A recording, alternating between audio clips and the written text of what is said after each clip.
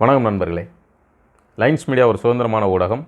எங்களுடைய ஊடகத்தை ஆரம்பித்த இந்த குறைவான நாட்களிலே நீங்கள் அதற்கு அளித்து வரும் ஆதரவு மிகுந்த மகிழ்ச்சி அளிக்கிறது, உற்சாகத்தை அளிக்கிறது. தொடர்ந்து எங்களுடைய ஊடக பயணம் சிறப்பாக நடைபெற உங்களுடைய ஆதரவு அவசியம். ஆகவே லைன்ஸ் மீடியாவை சப்ஸ்கிரைப் செய்தும் நண்பர்களுக்கு பகிர்ந்தும் பார்க்கும்படி வேண்டுகிறேன். நன்றி, வணக்கம். வணக்கம் நண்பர்களே. நாம் தமிழர் சீமான் அவர்கள் 2009 இனப்படுகொலைக்கு பின்னாடி தமிழர்களுக்கு அப்படின்னு ஒரு அரசியல் இயக்கம், தேர்தல் கட்சி அப்படின்னு ஒன்று ஆரம்பிக்கணும் அப்படின்னு அவர் முடிவு பண்ணப்போ அவர் நிச்சயமாக இவ்வளோ பெரிய என்ன வார்த்தையில் சொல்கிறதுன்னு தெரில. அதாவது இவ்வளோ பேருக்கு அவருடைய கட்சியோடைய வளர்ச்சி பதட்டத்தை உண்டு பண்ணும், அவர் இந்த அளவுக்கு வளருவார் அப்படிங்கிறத அவர் நினச்சிருப்பாரான்னு தோணலை எனக்கு.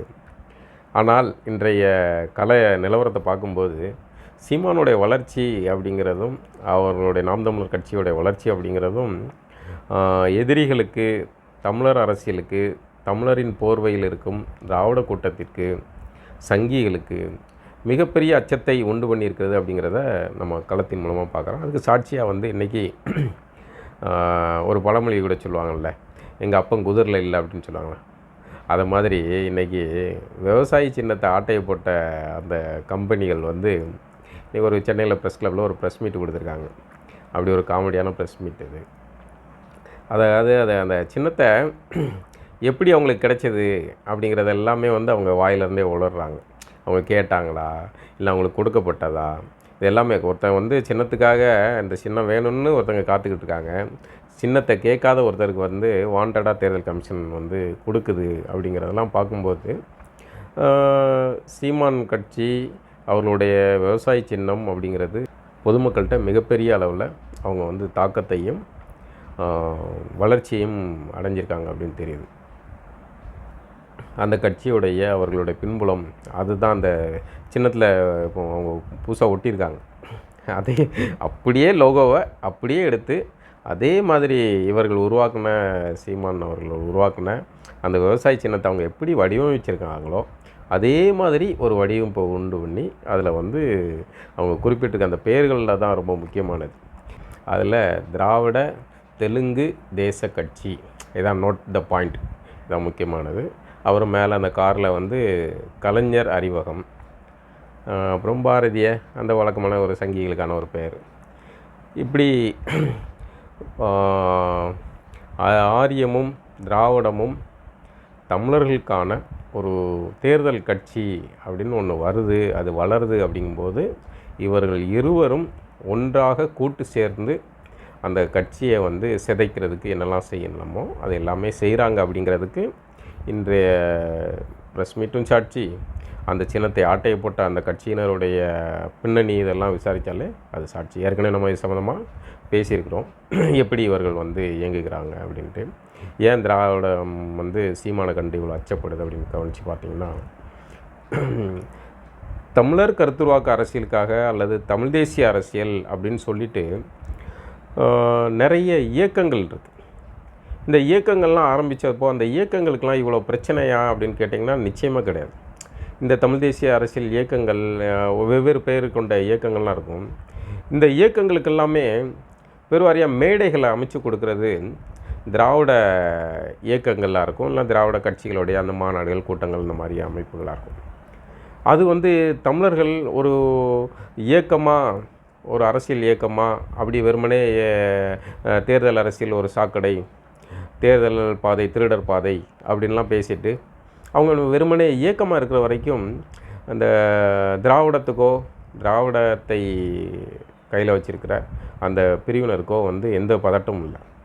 ஆனால் சீமான்கிற ஒரு நபர் அந்த டோட்டலாக அவர் அந்த திராவிட கூட்டத்தில் இருந்து அங்கே குப்பை கொட்டிட்டு வெளியே வந்த பிறகு அந்த திராவிட நுண்ணரசியலை புரிஞ்சிக்கிட்டு தமிழர்களுக்குன்னு ஒரு தேர்தல் கட்சி வேணும் அப்படின்னு அவர் இப்படி ஒன்று ஆரம்பிக்கார்ல, இதுதான் திராவிடத்துக்கு மிகப்பெரிய பதட்டம். என்ன கேட்டால் ஆரியர்கள், வட இந்திய சங்கிகள், இது எல்லாத்தையும் விட தமிழ்நாட்டில் தமிழர்கள் போர்வையில் இருக்கக்கூடிய இந்த திராவிட கட்சி, அந்த திராவிட கட்டமைப்பு தான் இந்த தமிழர் எழுச்சியை கண்டு மிகப்பெரிய அச்சத்தில் இருக்கிறதா நான் பார்க்குறேன். இந்த வகையில் இந்த விஷயத்தில் நமக்கு சீமான் மேலே விமர்சனங்கள் இருக்குது. சீமானை நம்ம கடுமையாக விமர்சிக்கலாம்.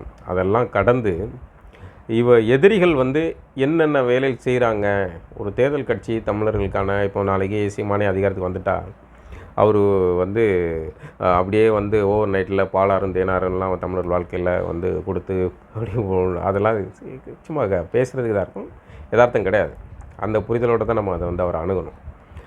ஆனால் அப்படி ஒரு இயக்கமே வரக்கூடாது, ஒரு தேர்தல் கட்சியே வரக்கூடாது அப்படிங்கிறதுல இவ்வளோ கவனமாக இருக்காங்க. அப்படிங்கும்போது நிச்சயமாக தமிழர்கள் வந்து தங்களுக்கான ஒரு தேர்தல் அரசியல் எது, அந்த கட்சி எது அப்படிங்கிறத எந்தவித விமர்சனங்கள் அதெல்லாம் கடந்து தூக்கி போட்டுட்டு அவங்க வந்து நாம் தமிழரை வந்து கையில் எடுக்க வேண்டியது காலத்தின் கட்டாயம் அப்படின்னு எனக்கு தோணுது. நாளைக்கு இவங்க அதிகாரத்துக்கு வந்த பிறகு இவர்கள் செய்கிற தவறுகள் இருந்துச்சுன்னா அப்போ போட்டு இவங்களை போட்டு வெளுக்கலாம். ஆனால் ஒரு இயக்கம் வளர்கிறதுக்கு முன்னாடியே இவ்வளோ அட்டூழியங்களை நடத்துகிறாங்க. அப்படிங்கும்போது தமிழர்கள் கொஞ்சம் யோசிக்க வேண்டிய இது. இன்னொன்று, இந்த சின்னத்தை இவங்க இப்படி ஆட்டையை போடுறாங்க அப்படிங்கிறது அந்த கட்சியுடைய வளர்ச்சி, சீமான் நாம் தமிழர் கட்சியுடைய வளர்ச்சியை காட்டுது ஒன்று. இன்னொன்று, இப்போ அந்த கட்சி சின்னம் பறிக்கப்பட்ட பிறகு ஊடகங்கள் முழுக்கவே பரவலாக அந்த செய்திகள் வந்து அடிபட ஆரம்பிக்குது.